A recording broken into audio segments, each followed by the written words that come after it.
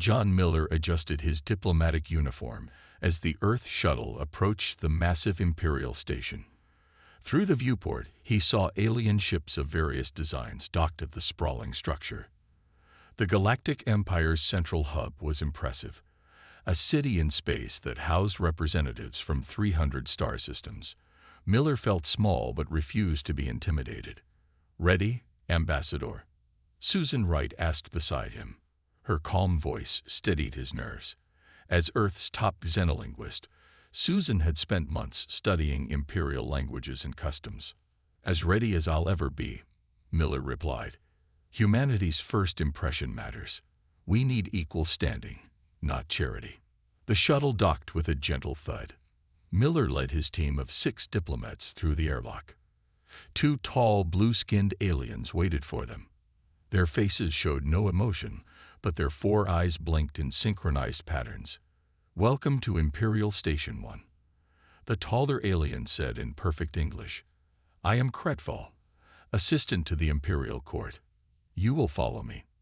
Miller noticed they weren't greeted as equals, but as visitors to be managed. He exchanged glances with Susan, who nodded slightly. They had expected this. The hallways were filled with beings from dozens of worlds. Some looked almost human, while others defied easy description. Many stared at the human delegation with obvious curiosity or poorly hidden disgust. The Imperial Court was a massive chamber with rising tiers of seating. At its center sat Emperor Zixtheller, an ancient being with pale, translucent skin that seemed to glow from within. His throne floated above the floor, rotating slowly to face the human delegation. "The primitives from Sol System," the Emperor said. His voice echoed through the chamber without any visible amplification.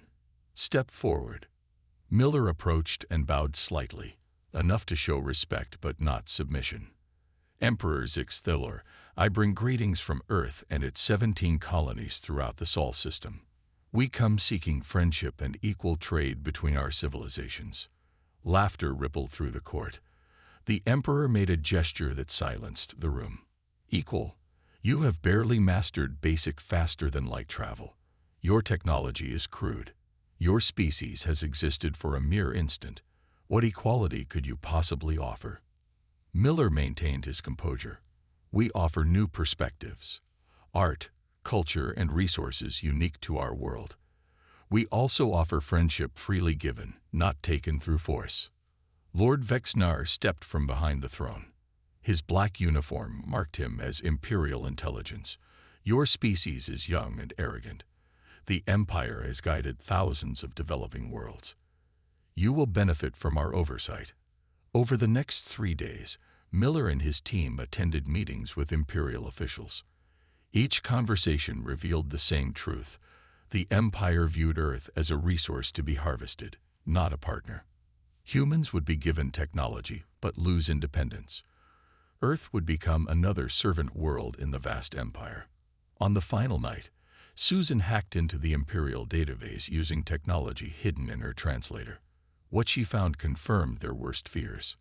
"John, look at this," she whispered in their supposedly secure quarters. "They've already mapped Earth's resources. They plan to begin integration within 5 years.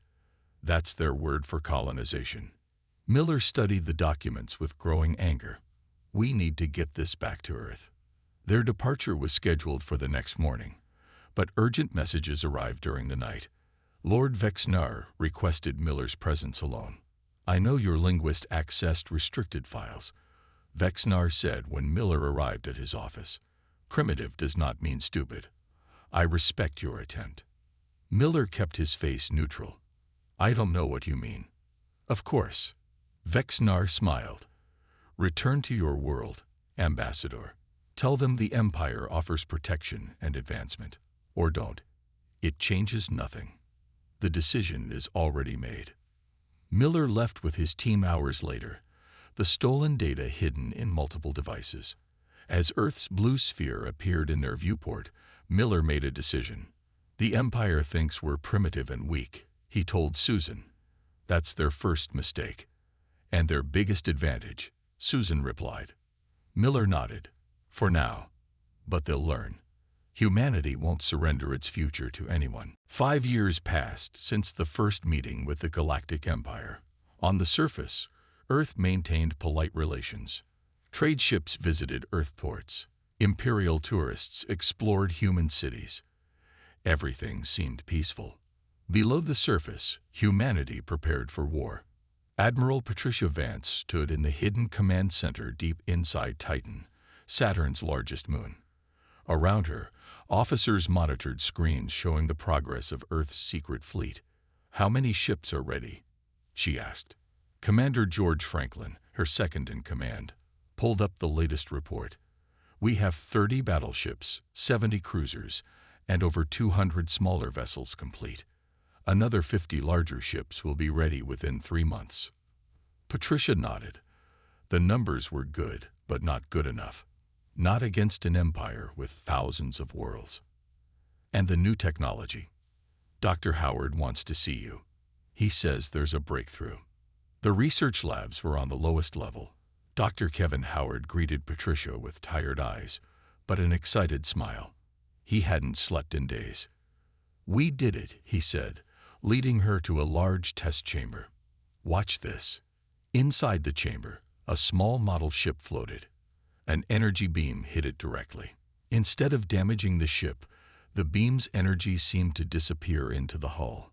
"The shield technology we reverse engineered from their trading vessels," Kevin explained. "We improved it. Their weapons feed our shields instead of depleting them." Patricia's eyes widened. "How long until we can install it on the fleet?" "We're already starting with the flagship." In another part of the solar system, near Mercury, Olivia Martinez sat in a small, unmarked ship. Her job was to monitor Imperial communications. Today, she heard something important. "They're sending a full inspection team to Earth next month," she reported to headquarters. 20 ships. They call it a friendship visit, but the encrypted channels say it's an assessment for integration. President George Franklin received this news in his underground office beneath the Rocky Mountains. The old White House still stood, but real power had moved to this bunker years ago. "They're right on schedule," he said to his advisors, just as Ambassador Miller warned 5 years ago. "They think we've been sitting idly by, grateful for their scraps of technology." "What are your orders, sir?" asked his military chief. "Alert Admiral Vance. It's time for Phase 2. On Jupiter's moon, Europa, William Taylor supervised the final testing of the defense platforms. Disguised as research stations, these weapons could destroy ships in orbit around any planet in the solar system. All platforms operational, his lieutenant reported. The Imperial ships won't detect them until it's too late. William nodded. "Keep them powered down until we receive the signal." On Mars Colony, Laura Chen walked among Imperial visitors, playing her role as a helpful guide. None suspected she memorized every question they asked, noting their special interest in Earth's resources and military capabilities. "They're particularly interested in our water processing," she reported later. "And they keep asking about our deep space capabilities, trying to determine how far our ships can travel." Back at Saturn, Patricia Vance entered the largest shipyard, hidden within the rings. Here floated humanity's pride, the EFS Defender. At over 2 miles long, it was the largest ship humans had ever built. "The shield upgrades are complete," the project manager told her. "Weapons are at 95% capacity. She'll be ready to lead the fleet in 2 weeks." Patricia placed her hand on the cold hull. "The Empire thinks we're just clever animals who got lucky with some technology. They have no idea what humans can do when backed into a corner." Later that night, in his private quarters, President Franklin signed the order that humanity had prepared for 5 years. Authorization for first strike. The document would remain sealed until the Imperial Friendship Fleet entered Earth's space. "They come as conquerors disguised as friends," he said to his empty office. "They'll leave knowing humanity will never be conquered." Across the solar system, men and women who had worked in secret for years received coded messages. The time was approaching. Humanity would not wait to be enslaved. Imperial Scout Krelzar guided his small ship through the debris field near Saturn. His mission was simple: check on the humans' mining operations in the rings. The Empire allowed Earth to mine resources within their own system, as long as they followed Imperial guidelines. Krelzar was bored. Monitoring humans was a low-ranking job. Nothing exciting ever happened with primitive species still learning to use basic space travel. He drifted closer to a large cluster of asteroids, following standard patrol routes. His sensors picked up unusual energy readings. Krelzar frowned and adjusted his instruments. The readings came from inside the asteroid field, where no human activity should be happening. Probably a sensor malfunction, he muttered, but duty required him to investigate. He navigated through a narrow gap between two large rocks. What he saw on the other side made his four eyes widen in shock. Hidden among the asteroids was a massive structure. No, not one structure, dozens of them. Shipyards. And inside these shipyards were warships. Human warships, far larger and more advanced than anything the Empire believed humans could build. Krelzar quickly took images and sensor readings. He needed to report this immediately. As he turned his ship to leave, a small human vessel appeared. "Imperial Scout," came a voice over his communication system. "You appear to be off your assigned course. Can we assist you?" "No assistance required," Krelzar replied, trying to sound casual. "Minor navigation error, returning to patrol route." His ship accelerated away from the asteroid field. The human vessel did not follow. They'd probably thought he hadn't seen anything important. Humans were not known for their cleverness. 3 days later, Grand Admiral Duxmore reviewed Krelzar's report in his office on the Imperial capital world. Unlike the Scout, Duxmore understood the significance of what Krelzar had found. "The humans are building military ships," he told the Imperial Council, "far beyond what their technology level should allow."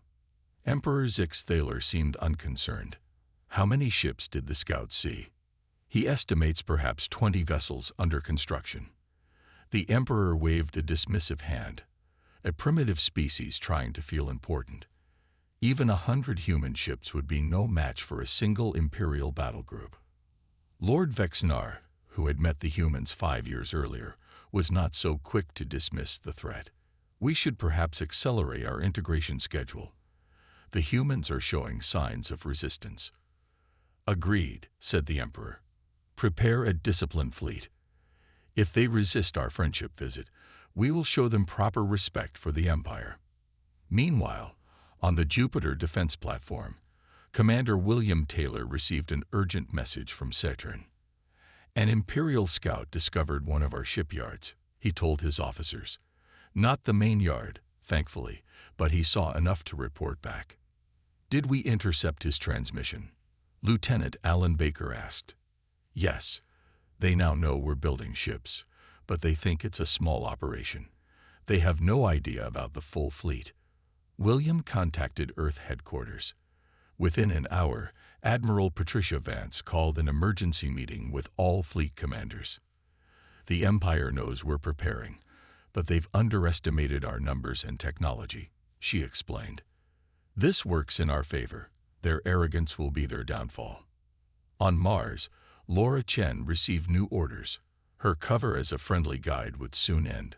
She downloaded the last bits of intelligence from the Imperial visitors' computers. "They're preparing a disciplined fleet," she reported to her superiors. 50 ships, heavy weapons. They plan to demonstrate Imperial power and force our surrender." President Franklin reviewed all reports in his war room. The situation was developing faster than planned, but humanity was ready. "How long until the Imperial discipline fleet arrives?" he asked his advisors. 2 weeks, at their standard travel speed," came the answer. Franklin nodded and made his decision. "Then we have 10 days to strike first. Tell Admiral Vance to launch the fleet in 7 days. We will not wait to be punished like children." Across the solar system, humanity's hidden fleet began final preparations. The element of surprise was lost, but something more important remained. The Empire still didn't understand what they were facing. They expected a handful of crude warships piloted by primitives. They would find instead the full fury of a species that refused to be enslaved. 7 days passed quickly. Throughout the solar system, humanity's hidden fleet emerged from secret bases. Ships that had never seen the light of day now moved into formation around Saturn. 300 vessels of various sizes, far more than the Empire suspected. On the bridge of the ESS Defender, Captain Eric Johnson watched as the final ships took their positions. The massive view screen showed Earth's Armada stretching into the distance. "All ships report ready, Captain," said his first officer. Eric nodded. This was the moment humanity had prepared for. There would be no going back. "Open a channel to Admiral Vance." Patricia Vance's face appeared on the screen. Her expression was serious but calm. "Captain Johnson, is the Defender ready to lead the fleet?" "Yes, Admiral. All systems are at full capacity. The crew is prepared." "Good. You carry humanity's future with you." She paused. "The President has authorized Operation First Strike. Your orders are to proceed to Proxima Centauri and deliver our message to the Empire." Eric stood straighter. "Understood, Admiral. We won't fail." After the call ended, Eric turned to his crew. Men and women who had trained for years for this moment looked back at him with determined eyes. "Send the signal. All ships prepare for jump." The fleet moved into jump formation. The Defender led, with battleships and cruisers forming the center, and smaller, faster ships on the edges. Humanity's first wartime fleet formation. "Jump drives ready," reported the navigation officer. "Jump," Eric ordered. The stars blurred and stretched. Then darkness, followed by the reemergence into normal space.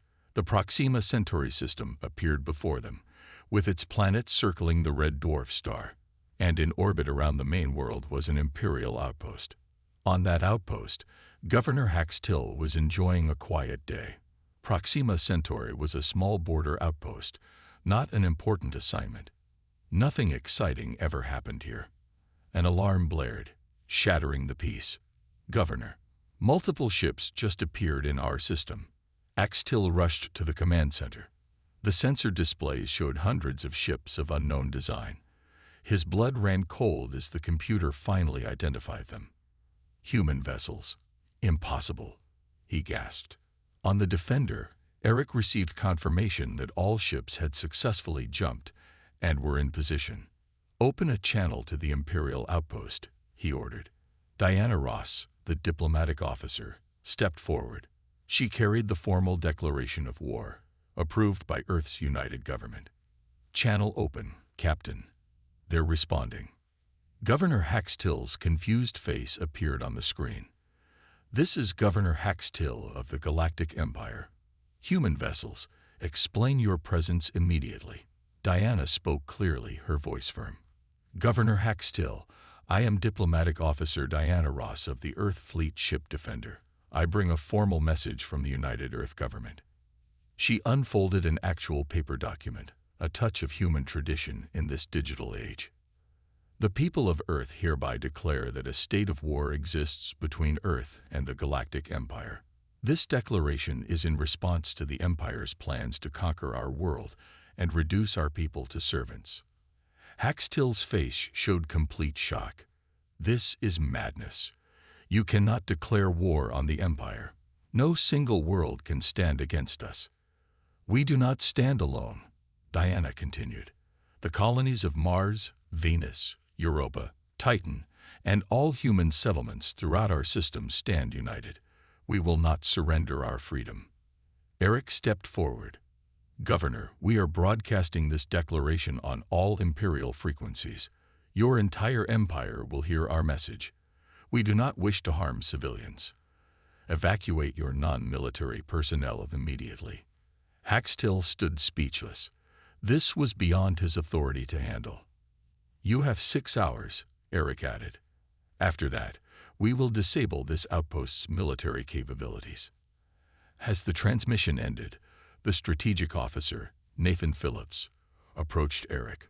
"The Imperial Communication Network is carrying our declaration to every world in the Empire," he reported.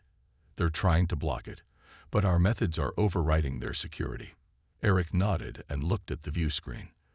The small Imperial outpost seemed insignificant before Earth's fleet. "And so it begins," he said quietly. "The Empire thought us primitive. Now they'll learn what humans are capable of when threatened."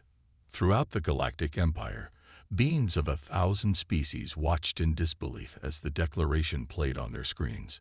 A primitive world daring to challenge the Empire. It was unprecedented. On the Imperial throne world, Emperor Zix-Thiller watched with growing rage. The humans would pay dearly for their arrogance. The 6 hours passed. Governor Haxtil evacuated all civilian personnel from the Proxima Centauri outpost. He also sent urgent messages to the nearest Imperial fleet, begging for immediate assistance. "The humans must be insane," he told his military commander. "They cannot possibly win against the Empire." His commander wasn't so certain. "Sir, their ships show technology we didn't think they possessed. We should be cautious." On the ES Defender, Captain Eric Johnson watched as the deadline approached. He had hoped the Empire would simply withdraw all personnel, but sensors showed military forces remaining on the outpost. "They're preparing their defenses," reported the tactical officer. "Energy readings indicate weapons charging." Eric nodded. "As expected, Commander Samantha Reeves, you may begin the operation." Samantha, leader of the first strike team, stood on the bridge of her ship, the EFS Swift, a small, fast vessel designed for quick strikes. "All strike team ships, follow me," she ordered. "Remember the plan. Target only military systems. No unnecessary damage." 10 ships broke from the main fleet and approached the Imperial outpost. The Empire's defense systems immediately opened fire. Energy beams shot toward the human vessels. But something unexpected happened. The beams hit the ship's shields and seemed to vanish. The shields glowed brighter but remained intact. "Energy absorption technology working perfectly," Samantha reported. Continuing approach. Inside the Imperial outpost, panic spread as the commanders watched their weapons fail. "How is this possible?" shouted the weapons officer. "Our beams should have destroyed those small ships instantly." Meanwhile, Andrew Wilson piloted his advanced stealth fighter, nicknamed Phantom, beneath the outpost's sensor range. While the main strike team distracted the Empire's defenses, his job was to disable their communication array. "In position," he whispered into his comm. "Beginning approach." The Phantom slipped undetected to the underside of the outpost.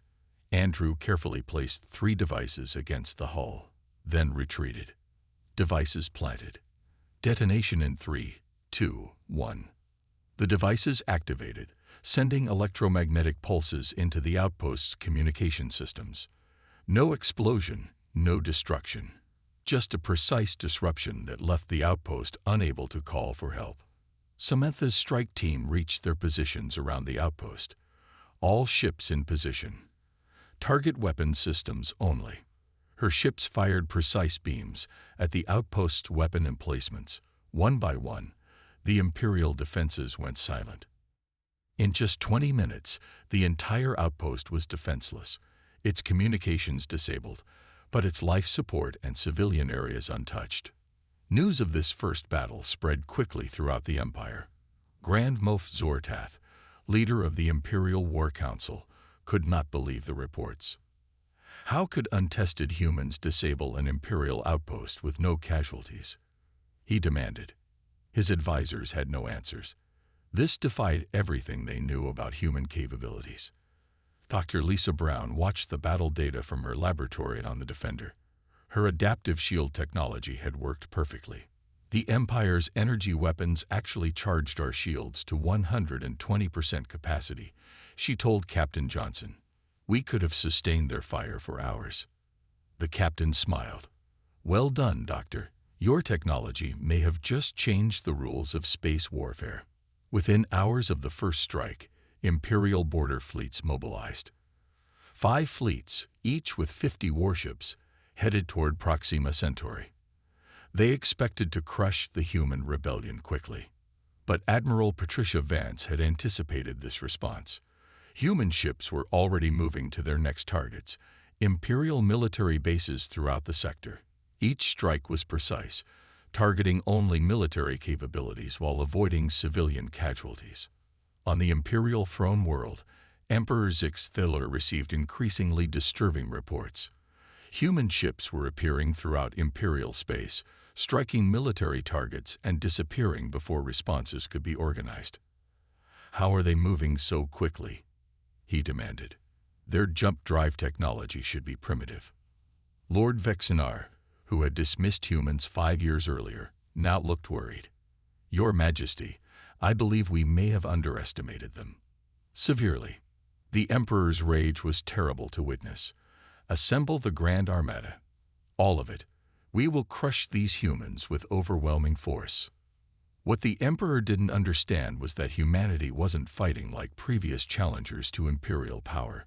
They weren't trying to conquer territory or destroy civilian worlds. Their targets were specific and strategic. Communication hubs, weapons depots, military shipyards. And across the Empire, subjugated worlds were watching with growing hope. If humans could challenge the Empire, perhaps they weren't alone in there. 3 weeks after the first strike, the Grand Imperial Armada gathered near the Empire's core worlds. It was an impressive sight. Over 500 warships, from massive dreadnoughts to swift attack cruisers. No rebel force had ever survived against such power. High Admiral Kex Nor stood on the bridge of the flagship, the Imperial Fist, feeling confident. The humans had enjoyed some early success due to surprise, but that advantage was gone. "All ships report ready, Admiral," his second-in-command announced. "Excellent," Kex Nor replied. "Our target is Mars, their largest colony. When we destroy it, Earth will understand the price of defiance." The massive fleet jumped into hyperspace, beginning the 3-day journey to the Sol system. Meanwhile, on Mars, Colonel Daniel Jackson received the warning from Earth's long-range sensors. The Imperial Armada was coming, and Mars would be their first target. "They're trying to break our morale," he told his officers in the underground command center. "They think destroying a colony will make Earth surrender." "How many ships?" asked his second-in-command. "Over 500. Daniel's face showed no fear. "Exactly as we predicted." Mars had been preparing for this moment. While the humans appeared to focus on Earth's defenses, Mars had secretly become a fortress. Underground weapons platforms, shield generators hidden beneath the surface, and a surprise the Empire would never expect. Daniel contacted Emma White, the civilian leader. "Begin evacuation protocol Alpha. Move all civilians to the underground shelters."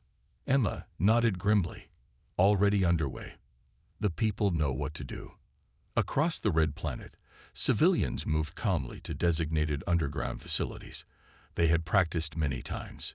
Fear existed, but panic did not.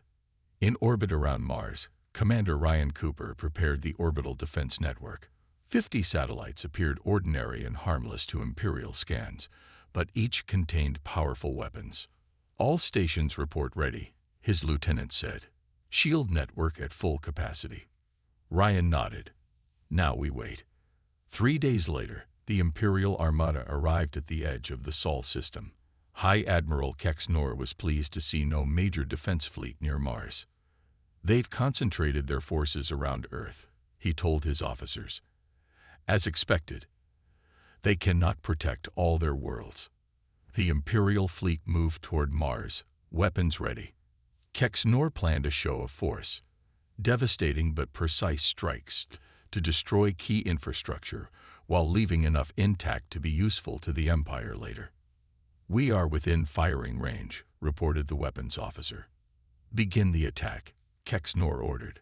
"Target their major cities and spaceports." Hundreds of energy beams fired simultaneously, streaking toward the Red Planet.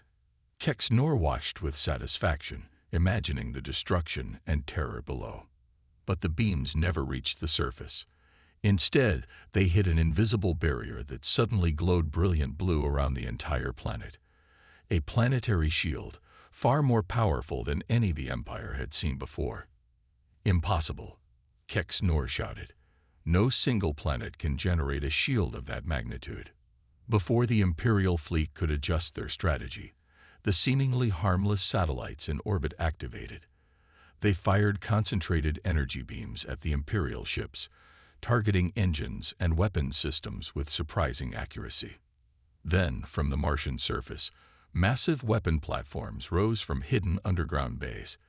They added their firepower to the defense. The humans have tricked us. Texnor realized too late. This wasn't an undefended colony. It's a trap. On Mars, Daniel Jackson watched the battle from the command center. "Activate Phase 2, he ordered. From the dark side of Mars moon Phobos, a hidden human fleet emerged, 100 ships that had been waiting silently. They moved quickly to flank the Imperial Armada. Captain Alan Green commanded this ambush fleet. All ships engage as planned. Focus on their command ships." The battle for Mars had begun, and nothing was going according to Imperial plans. The humans weren't fighting like frightened primitives. They were fighting with strategy and preparation that shocked the Imperial commanders. In his underground bunker on Earth, President Franklin received the first reports from Mars. "The Imperial fleet has engaged," his aide reported. "Our defenses are holding." The ambush was successful. Franklin nodded solemnly. "Send the signal to Admiral Vance. Begin Operation Sunbreak." Across the solar system, more human ships emerged from hiding. The Empire had committed its Grand Armada to one location, exactly as humanity had hoped. Now the real human strategy would unfold. While the Empire's Grand Armada battled at Mars, Operation Sunbreak unfolded throughout Imperial space. Human ships appeared at dozens of key Imperial systems, not to attack, but to broadcast a message. Kira Lee, a skilled diplomat, had prepared this message carefully. She spoke not just to the Empire's rulers, but to all its people. "People of the Galactic Empire," her voice echoed across thousands of worlds. "We are not your enemy. Earth fights only for its freedom and the right of all beings to determine their own future. The Emperor claims absolute power over all life. We reject this claim." On the planet Arthos, a world conquered by the Empire centuries ago, the people listened with growing interest. The Arthosians were a peaceful, highly intelligent species with advanced technology. The Empire had subjugated them through overwhelming force, then used their scientific knowledge for imperial benefit. Ambassador Thorak, a senior Arthosian leader who secretly opposed imperial rule, watched Kira's message with his inner council. "These humans fight differently," he observed. "They target military assets but spare civilians. They speak of freedom, not conquest." "Can they be trusted?" asked one council member. "Or are they simply another would-be conqueror?" Thorak considered carefully. "We must learn more. I will contact them." Using technology hidden from Imperial overseers, Thorak sent a heavily encrypted message toward Earth's frequencies. On the ESS Defender, now operating near the Empire's core systems, Intelligence Officer Jason Mitchell detected the unusual signal. "Captain, we're receiving a message from the Arthos system," he reported.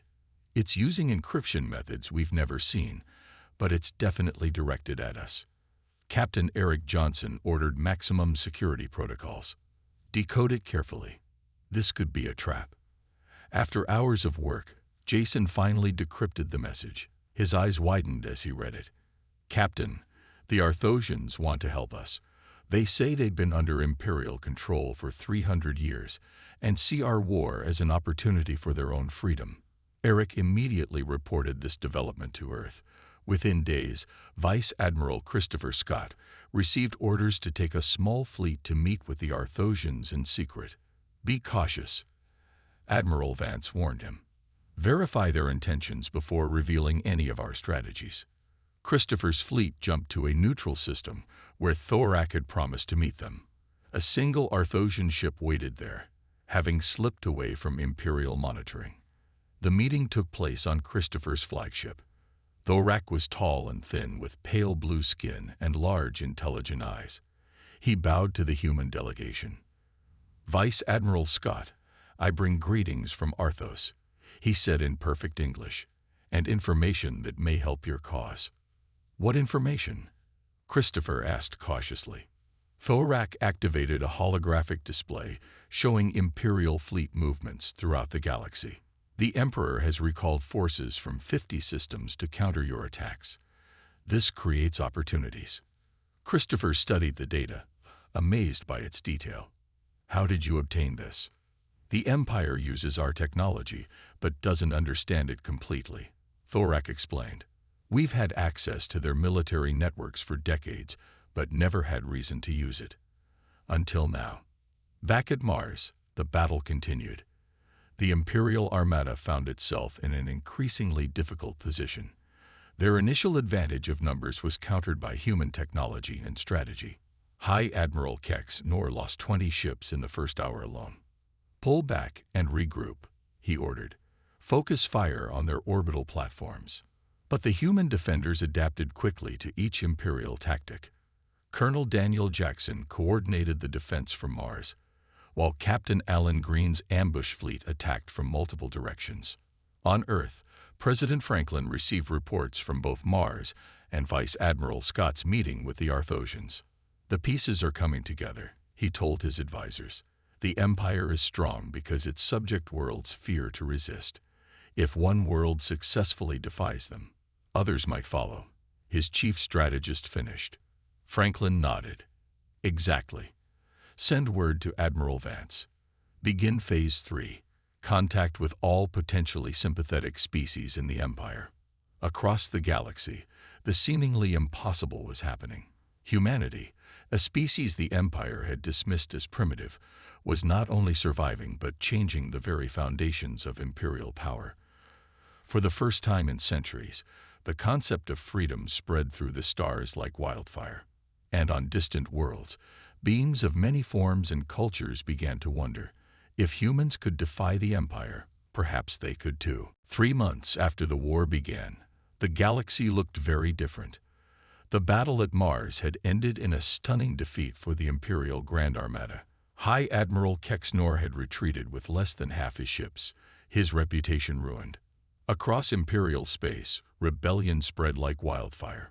27 worlds had declared independence, following Earth's example. The Arthosians openly joined the human cause, sharing their advanced technology. Other species followed, forming what became known as the Freedom Alliance. On Earth, a new president had taken office. Stephanie Nelson, previously the diplomat who had negotiated the alliance with the Arthosians, now led humanity's war effort. We never wanted to destroy the Empire, she told the newly formed Alliance Council. We only wanted our freedom. But now we see that many worlds desire the same. The council chamber held representatives from 12 different species, all united against imperial rule. They listened carefully to Stephanie's words. I propose a new approach, she continued. Not the destruction of the Empire, but its transformation. A new galactic order where all worlds have a voice. Ambassador Thorak of Arthos nodded slowly. For 300 years, my people dreamed of freedom. We never imagined humans would be the ones to make it possible. Meanwhile, Admiral Gary Thompson prepared for the final push toward the Imperial throne world. His fleet, now combined with ships from other Alliance worlds, numbered over 1,000 vessels. We're not seeking total victory through destruction, he reminded his captains. Our goal is to force the Emperor to negotiate. His fleet jumped toward the Imperial core systems.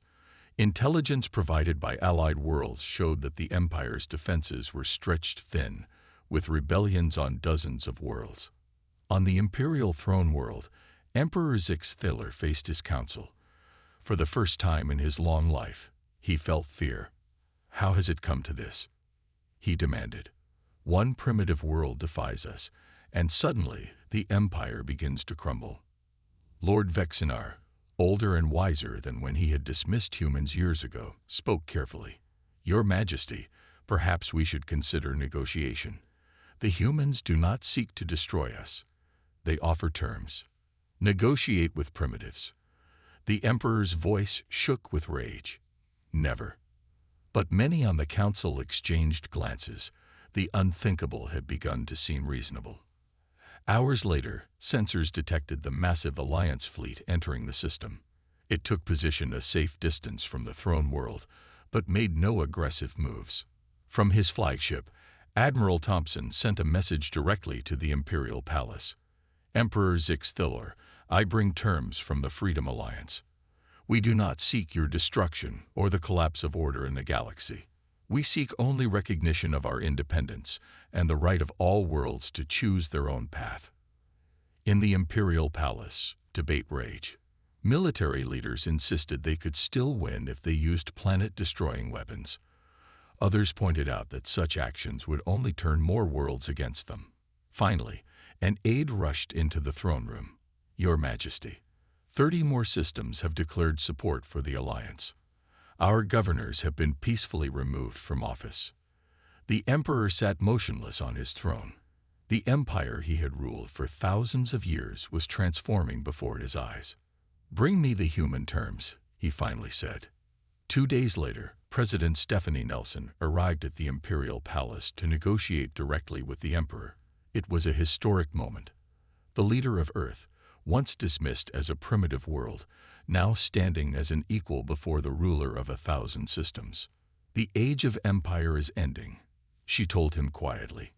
But you can help build something better. A galactic confederation where all worlds have representation. The negotiations lasted for weeks. Imperial hardliners resisted. But as more worlds joined the Alliance, their position weakened. Finally, on what would be remembered as Confederation Day, a treaty was signed. The Galactic Empire would become the Galactic Confederation, with Earth and its allies as founding members. Admiral Gary Thompson watched the ceremony from orbit, thinking of the long journey that had brought humanity to this moment. We came to the stars expecting to be alone, he told his officers. Instead, we found friends who needed our help. Across the galaxy, beings of 1,000 species celebrated their new freedom, and on distant Earth, humans looked to the stars with pride, knowing they had changed the course of galactic history forever. Not through conquest, but through courage. Not through domination, but through determination. The primitive species had reshaped the stars.